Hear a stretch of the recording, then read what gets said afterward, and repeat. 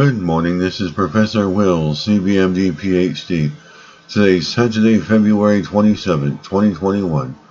It is 6:34 and 18 seconds a.m. Eastern Standard Time. Today's research, rheumatoid arthritis. So let's hop to it here. Treating rheumatoid arthritis with micromotors. Date February 24, 2021. Source American Chemical Society. Summary.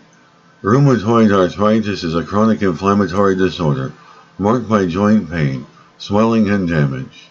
Although medications such as steroids, anti-inflammatory drugs, and immunosuppressants can help slow joint destruction and relieve pain, they have side effects and aren't completely successful.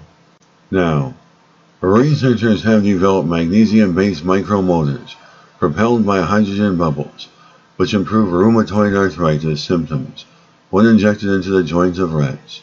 Scientists have linked rheumatoid arthritis development to excess production of reactive oxygen species, ROS. ROS can oxidize and degrade cartilage and bone, as well as activate the expression of inflammatory cytokines. A new type of therapy, hydrogen gas, can neutralize ROS and decrease inflammatory cytokine levels when given to patients in drinking water. However, the gas is poorly soluble in body fluids and quickly eliminated when given orally, limiting its therapeutic effects. Researchers wanted to find a way to produce and deliver hydrogen gas directly inside an inflamed joint. The researchers based their system on magnesium-based micromotors, tiny spheres that react with water to produce hydrogen bubbles, which propel the motors. The researchers coated the micromotors with hyaluronic acid, a joint lubricant, leaving a small opening for the magnesium to react with water. When placed in simulated joint fluid, the micromotors showed prolonged sustained release of hydrogen bubbles and could move on their own. The researchers then injected the micromotors into the joints of rats that served as an animal model of rheumatoid arthritis and used ultrasound to visualize them.